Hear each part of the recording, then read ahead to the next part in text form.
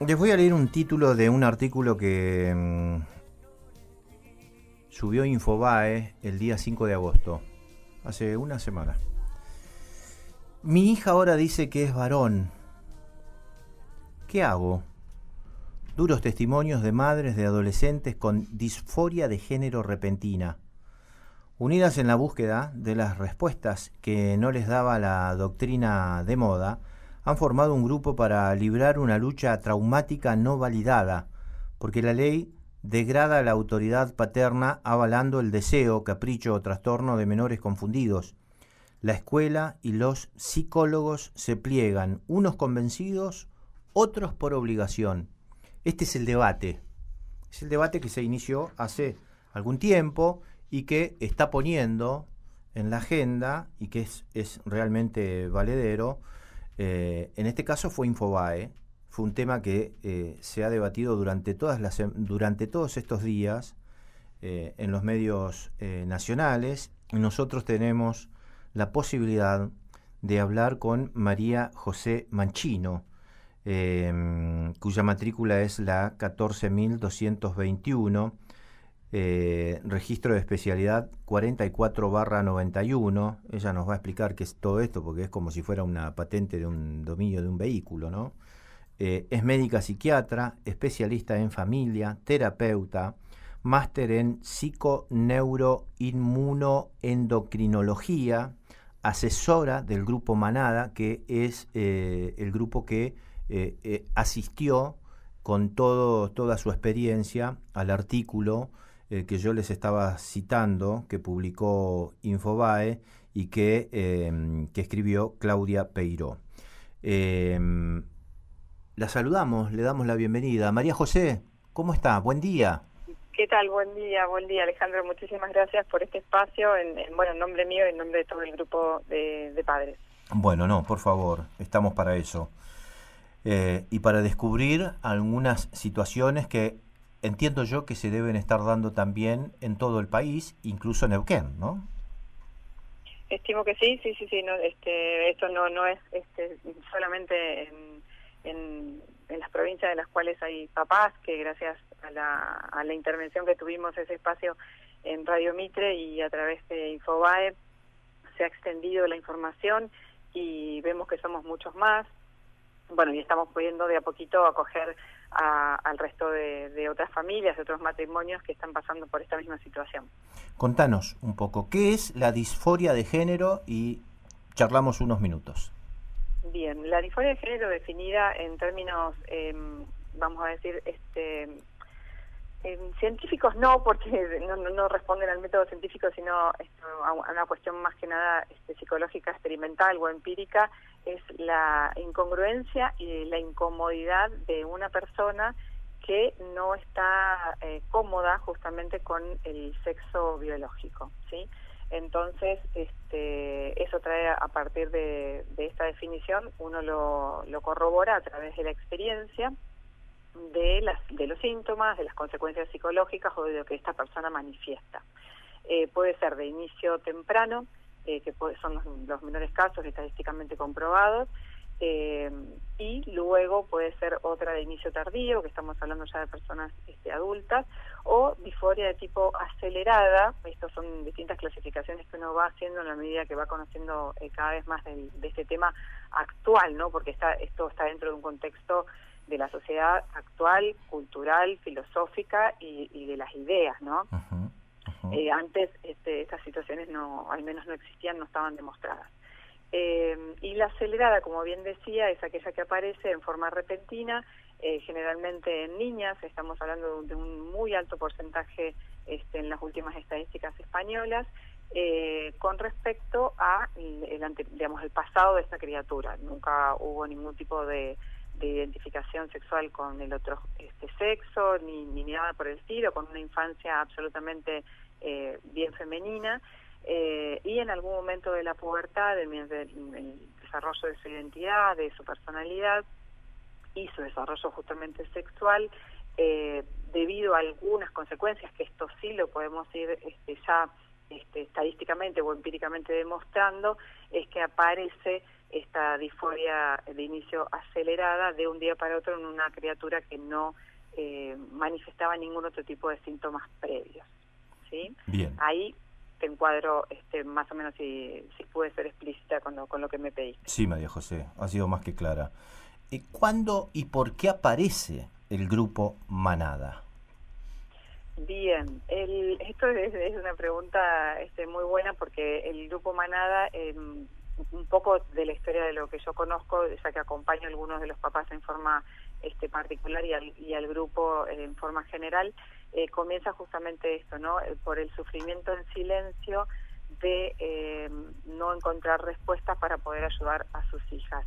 Y acá, debido a algunos comentarios que uno sabe que surgen, no es por la incomprensión de los papás con respecto a lo que le sucede a sus hijas o la no aceptación de la situación de sus hijas, sino porque al revés, los padres conocen perfectamente quiénes son sus hijas.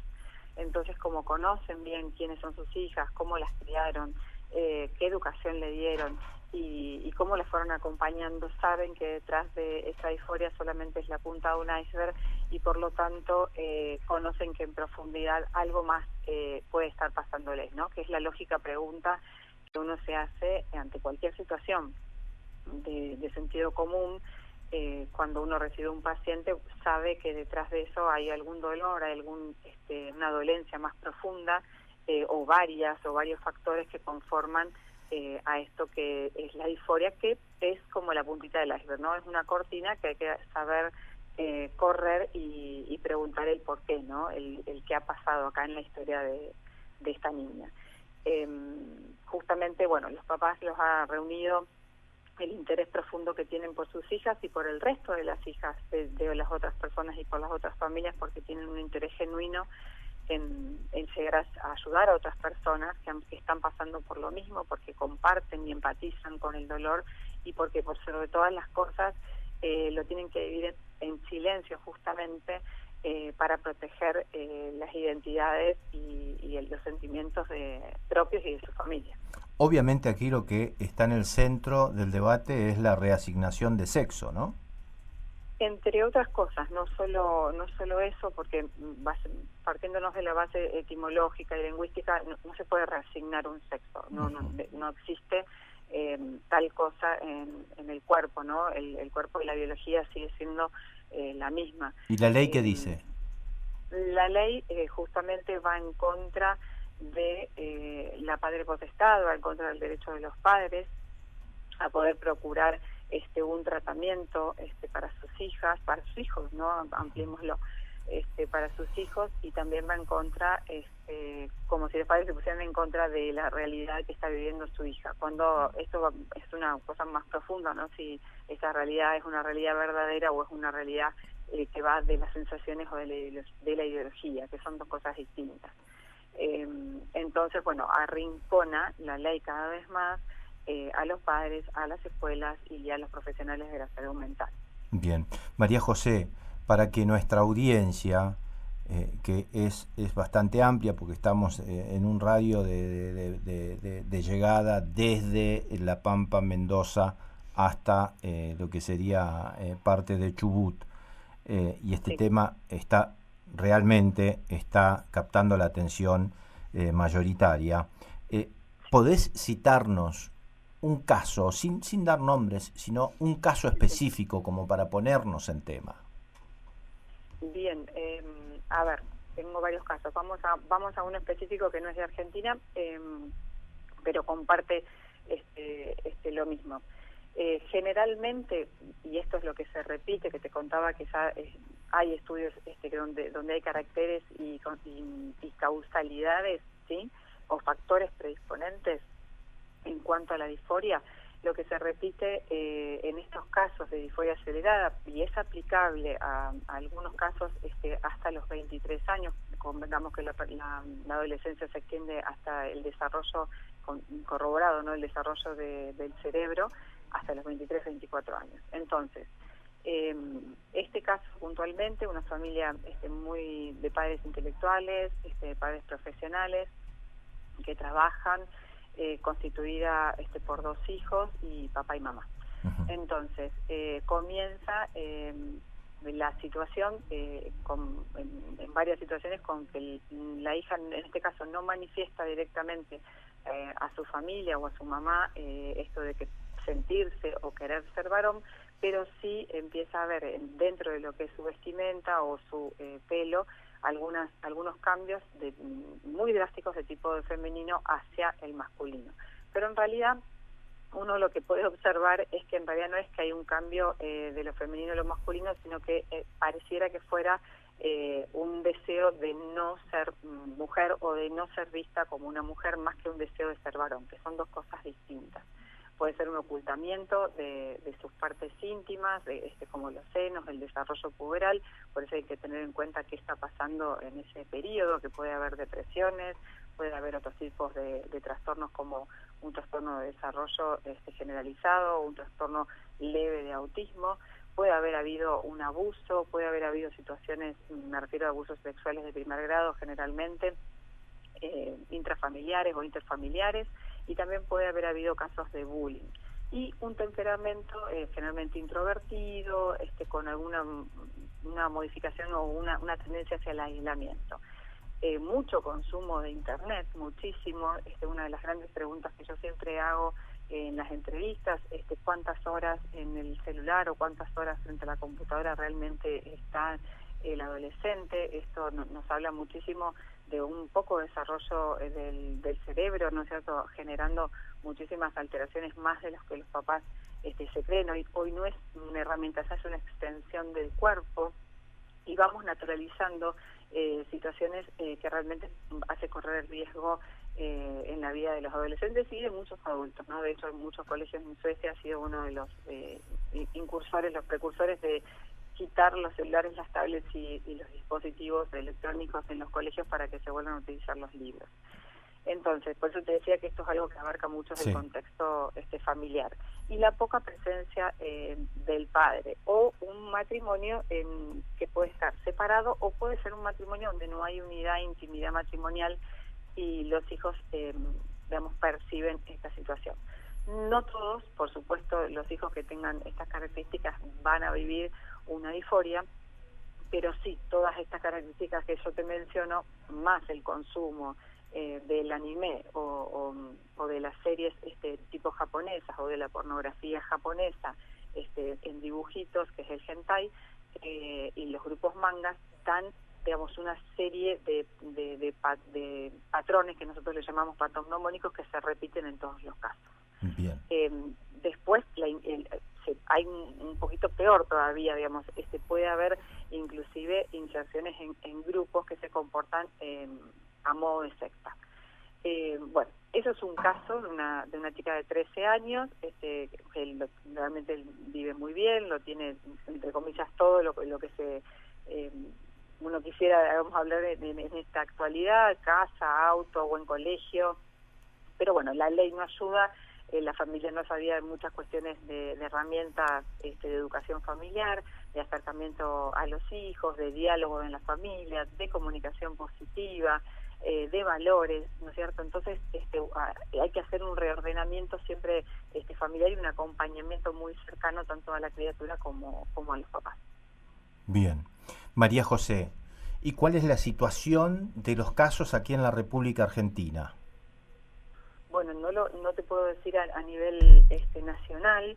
De los casos de Grupo de Manada están cada uno acompañándose, y ellos están tratando de organizar a nivel nacional, en las medidas de lo posible, paso a paso, todo lo que las personas nuevas que se han ido incorporando al grupo, que son bastantes, y vamos a ver cómo vamos a ir organizando entre todos esto para que sea para bien. Todavía los casos están en acompañamiento, muchos de los casos están en un periodo digamos, stand-by, donde hay un equilibrio, donde de a poquito se va recuperando, porque te cuento algo, es en esperanza para todos, digamos, en el 95% de los casos, esto pasada la adolescencia, pasada la etapa difícil, digamos, de la pubertad, disminuyen, y todos vuelven a sentirse cómodos con su sexo biológico, o sea que es algo que ya está demostrado que es un periodo, que es temporario, que hay que acompañarlo pero esperar y darse ese tiempo y saber acompañarlo, no desesperarse. Entonces esas estadísticas que son Estados Unidos y Canadá, que han tenido muchísimos casos, bueno, han prosperado, pero hay que ayudarlos a que prosperen en una comunidad que haga crecer y desarrollar y hacer esos cambios que te mencionaba para contrarrestar, ¿no es cierto?, el avance psicológico o aún más, no detectar, que sería lo peor de todo, el diagnóstico que realmente pueda tener en esa criatura, ¿sí? Eso en general. Después está la otra parte que lamentablemente en la ley y los grupos de papás a lo mejor que no piensan de la misma manera o no tienen el mismo acompañamiento o tal vez no tienen la misma información, hace que acompañen a los hijos lamentablemente a las cirugías ablativas, a las cirugías de mutilación y a la hormonización, que claramente es algo que lo podemos hablar en otra oportunidad, que genera consecuencias físicas irreversibles a largo plazo. Vamos a estar hablando, vamos a estar en contacto, María José. No sabes lo que está haciendo aquí la interacción de la audiencia con la producción y con nosotros. Yo quiero... Bueno, me alegro. Yo lo que quiero, si me permitís un segundo, es que no se malinterprete que tanto el grupo de Manada y a título personal, por supuesto que no está en contra de la persona, ¿sí?, ni de la situación familiar que cada uno esté viviendo, sino que el objetivo es el acompañamiento. Siempre es una terapia de tipo exploratoria para ver el origen, digamos, para tratar de ver y que esa persona se conozca a sí misma, sobre todo en la adolescencia, que es una edad donde todavía la criatura, el adolescente, no se conoce, se está autoconociendo y tiene que darse esa oportunidad de conocerse, de explorarse a sí mismo y de indagarse y de preguntarse muchas cosas, que es una edad muy rica. Y justamente, bueno, esto lo quería aclarar para que nadie se sienta herido de ninguna manera. María José, ha sido más que clara, y si hubiera habido algún tipo de contradicción o algo que hubiera quedado allí en la duda, se lo hubiéramos pedido aclararlo. Así que puede encarar este fin de semana con suma tranquilidad y estaremos hablando en las próximas semanas. Te mando un fuerte abrazo, María José. Gracias, Alejandro, a ustedes también. Muchas gracias por el espacio. María José Manchino, médica psiquiatra, asesora del grupo Manada, madres de niñas y adolescentes con disforia acelerada. Ha pasado por Al Final de Todo aquí en el EU5 AM 600.